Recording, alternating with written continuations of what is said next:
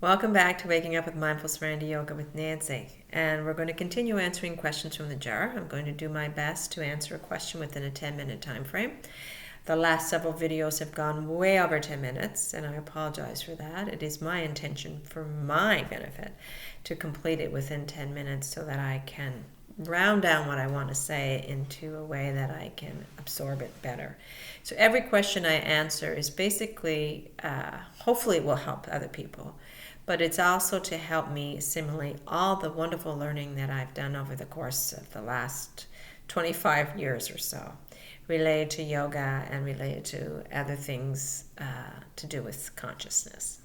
So I will do my best to answer a question. It will be imperfect, as will these videos. You will notice sounds in the background, coming and going. I live in a noisy household.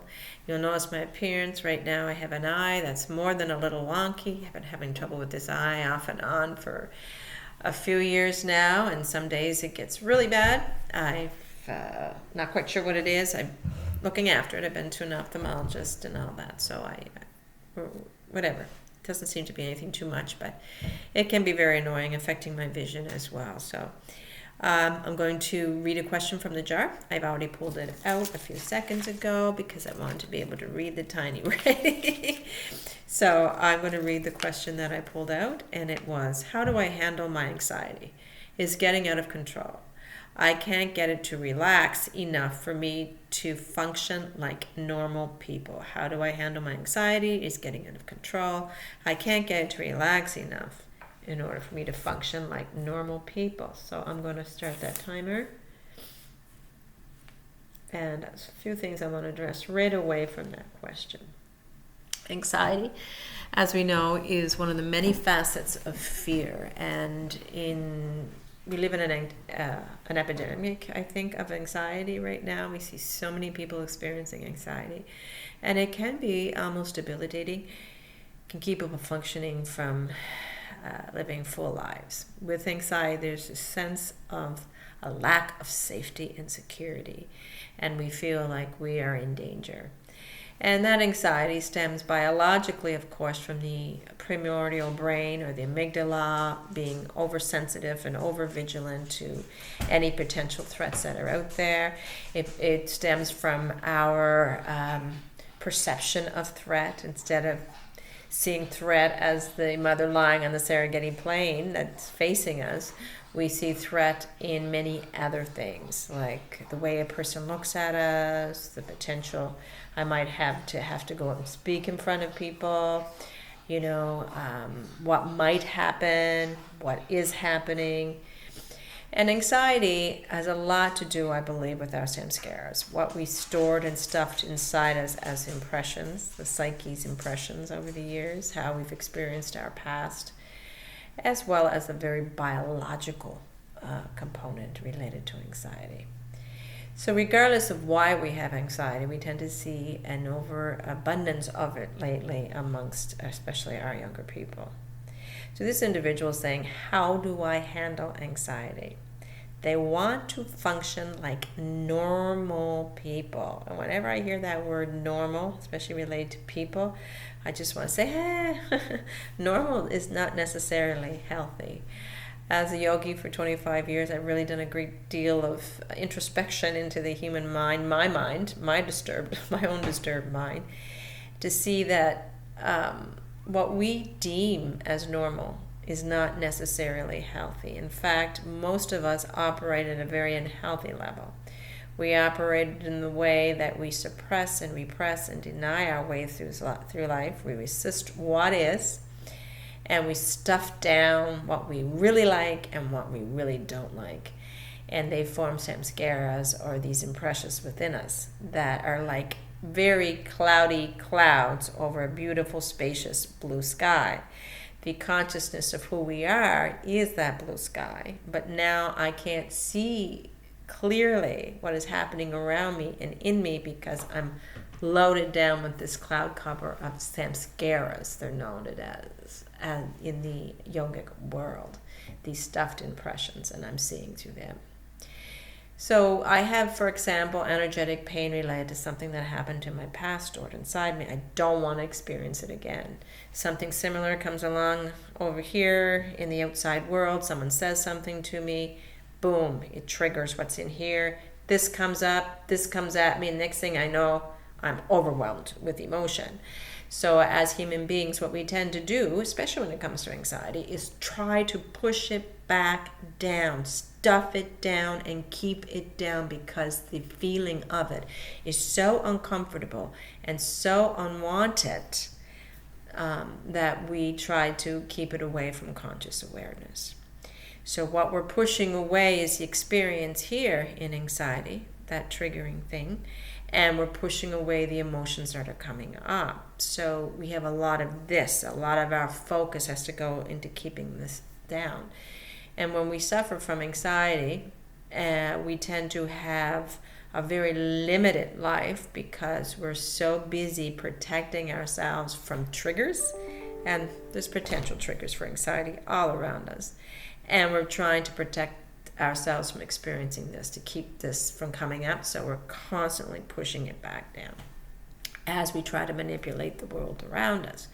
So that is exhausting. And so when the person says it's getting out of control, they probably limited their life in the form of avoidance and suppression and repression and denial, to the point that they're having a very limited, small little life. And they want to be like normal people because they assume that normal people, which would be the majority of people, have it right. The majority of people are doing the very exact same thing, maybe not with anxiety or fear, but with other emotions that they've stuffed or stored. That is the normal way of behaving as humans. But we are more than humans. We are the being that has descended down into the human form who is experiencing the anxiety. The human's experiencing the anxiety. We're the being that is witnessing the human experience the anxiety. So this person is saying, I cannot seem to relax my anxiety. Well, anxiety is probably one of the most, and as is all forms of fear, one of the most normal human reactions we have. And we know it comes from, like I said before, several different factors, from biological conditioning, amygdala firing, from neurotransmitters maybe that are a little bit too active or being uptake too quickly. And it comes from other things as well. It comes from our life experience. If we lived in trauma, we're maybe more likely to have anxiety later on. So anxiety, regardless of how anxiety develops, we are not here to relax the anxiety, to stop the anxiety. What we're here to do is to relax the witness of the anxiety. So I'm going to ask this individual then to step back away from the anxiety a bit. Try not to be like the rest of people. Be normal, because normal is not necessarily healthy.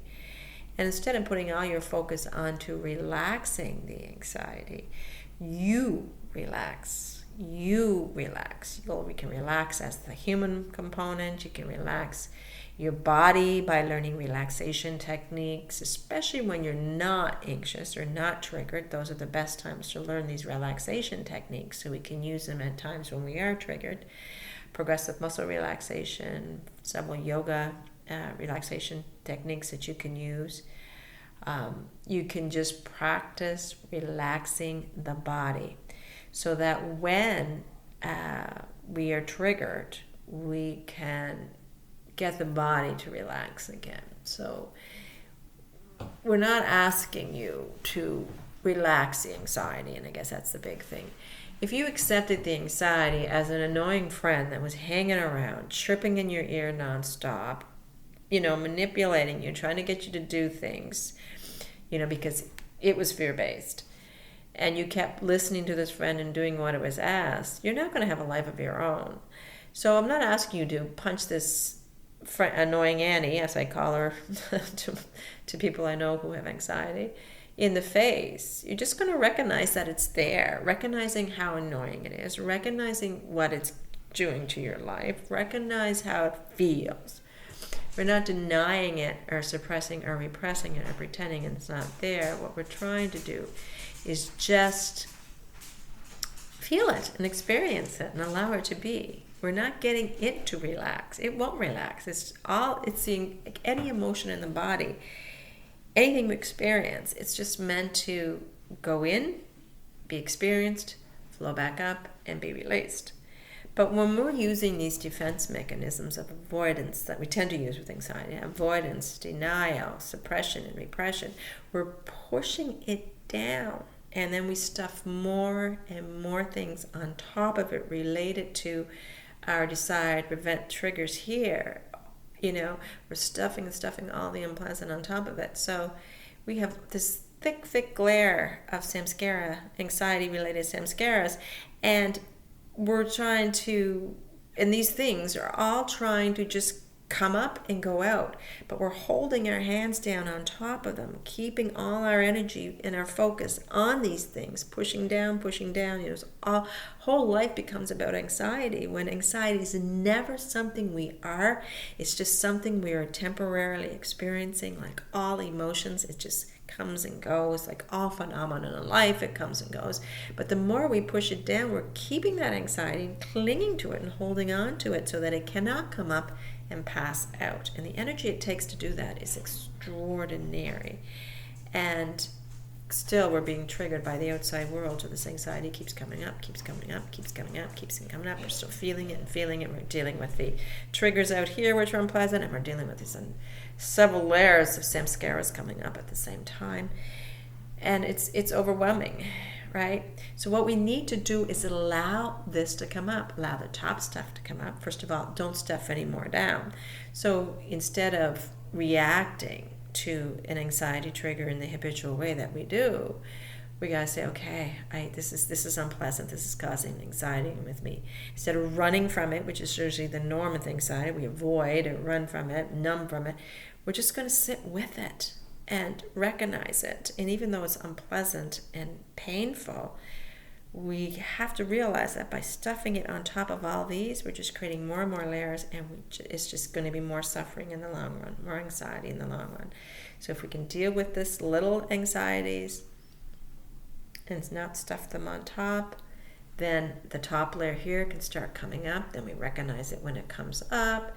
We deal with that anxiety, those fear reactions. We welcome it. We wrap our mindful arms of awareness around it. I feel you, I see you, I know that you're there for a purpose, you're trying to protect me, but you're affecting my life in a negative way. So just sit with me for a while, tell me what you want me to hear, and then I'm going to ask you to leave very nicely. And it might not leave right away, but gradually it will. This top layer will come up and go, the next layer will come up and go, the next layer will come up and go, and then we'll start beginning to feel lighter and lighter and lighter and lighter. And our goal as yogis is to have all these samskara layers out of us, to be purified, so that whatever emotion, be it anxiety, fear, anger, joy, bliss, comes through, or experience that we can relate to joy, bliss, anxiety, because these aren't causing the joy, bliss, and anxiety. The joy, bliss, everything's already in us. The seeds are already in us. These are just triggering. But they're pleasant or unpleasant experiences, right? So regardless of experiences unpleasant or unpleasant, we allow it to pass into our conscious awareness without clinging it or pushing it down. We experience it and we let it go. And then the more we can do that, the more experience of life we're going to have, the more consciousness is going to be made aware and grow and expand. Not that consciousness is going to expand any more than it is, but we as the being in the human being, the witness conscious, the observer of this human going through anxiety, the more we are going to grow and expand in our life experience. So it's all about recognizing and allowing, and not trying to resist, because when we push down, we resist. When we cling, we resist. We don't want to resist. We just want to allow it to come in and out.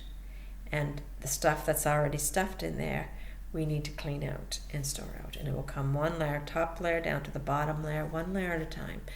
the more we're willing to accept life as it is right here and sit with what is. So even when we're anxious about an experience and we're scared, we sit with the anxiety, we sit with the fear, we sit with the experience, and we allow it all to come up. And when we do that, this will stop triggering that, but it will trigger it a bit to bring the top layer up, and then we'll get rid of that. But eventually we'll be clean and clear, so nothing triggers us, and it won't matter what's going on out there, what the amygdala says or does, what happened in the past. We'll simply live this life right now, right here, exactly as it is, free of anxiety. So you don't relax, is guess what I'm trying to say. I mean, don't get your anxiety to relax, is what I'm trying to say. You, as the witness conscious, the being, observing the human relaxing, get the human to relax a little bit. Get the body to relax, get the mind to relax, and you relax. Relax into this anxiety without the judgment of it, without the condemnation of it, without the resistance of it. Just allow it to be. And eventually, it will leave. Annoying Annie, if you consider her a guest, will leave. Because as Rumi, I think it said that, an ignored guest quickly leaves. Well, thank you so much for joining me. I hope that helps. Have a wonderful day. Namaste.